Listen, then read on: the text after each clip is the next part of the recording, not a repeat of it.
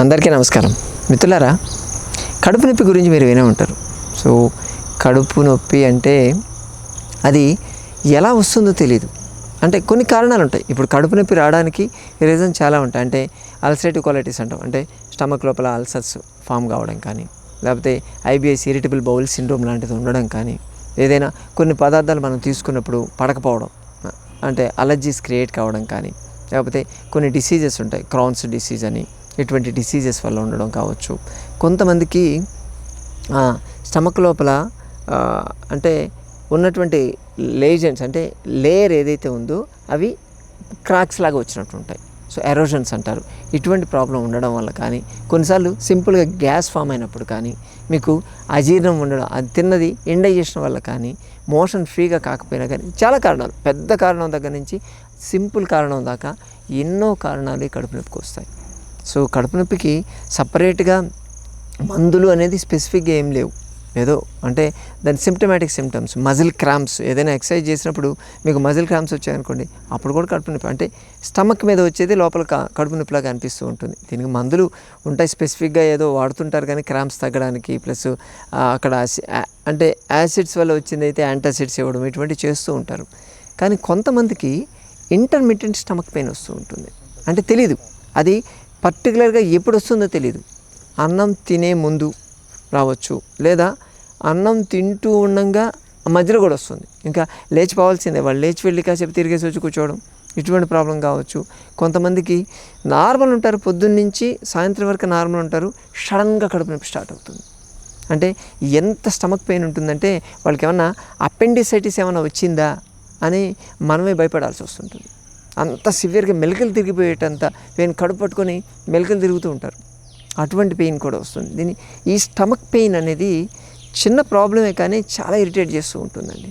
అంటే ఇప్పుడు ఏదైనా మనం డిసీజెస్ చెప్పుకుంటూ వచ్చాం, అల్సర్స్ ఉండడం కానీ, ఎరోజన్స్ ఉండడం, అసిడిటీ ఎక్కువ కావడం, ఏ డిసీజ్, వాటికి సంబంధించినటువంటి మెడిసిన్స్ ఉన్నాయి, వాటిని వాడుకుంటూ ఉంటారు. కానీ కొంతమందికి ఈ లిస్టులో ఏది ఉండదు, ఎందుకు వస్తుందో తెలియదు. అజీర్ణము గ్యాస్ వల్ల కొంతమందికి వస్తుంది, అది కొంచెం నీళ్ళు తాగితే పోతుంది, ఆ డైట్ చేంజ్ చేసుకుంటే పోతుంది. కానీ కొంతమందికి ఇంటర్మీడియట్ స్టమక్ పెయిన్ ఉంటుంది. ఇటువంటి పెయిన్తో సఫర్ అయ్యే వాళ్ళు చాలామంది ఉంటారు.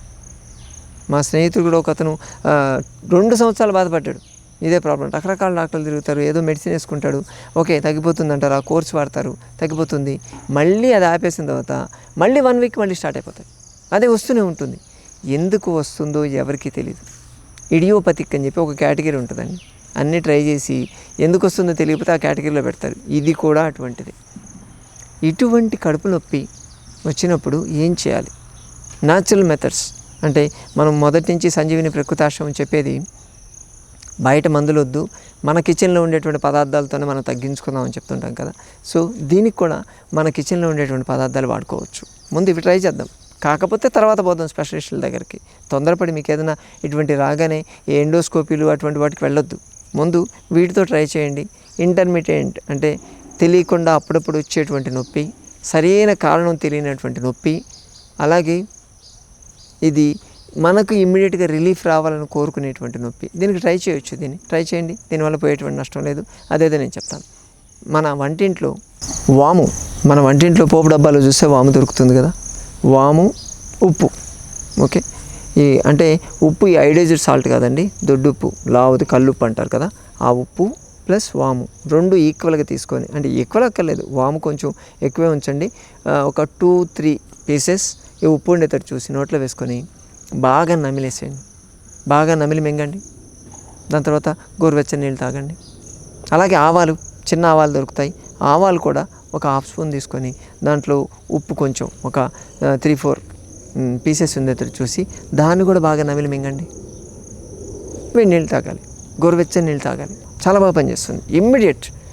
దాని మీద మేము మా ప్రకృతి ఆశ్రమంలో అయితే ఇది ఇచ్చి పొట్ట మీద మడ్ ప్యాక్ వేస్తాం, మట్టి పట్టి లాంటిది వేస్తాం, దాన్ని కూడా వేస్తే ఇంకా చాలా ఎఫెక్టివ్గా పనిచేస్తుంది.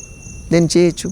బెల్లం పానకం, ప్రాబ్లం ఉన్న వాళ్ళు ఒక 50 గ్రాముల బెల్లం తీసుకొని పానకం, అంటే నీళ్ళలో ఒక 150 ml నీళ్ళలో బెల్లం కలిపేసి దాంట్లో బాగా కరిగిన తర్వాత దాన్ని తాగండి.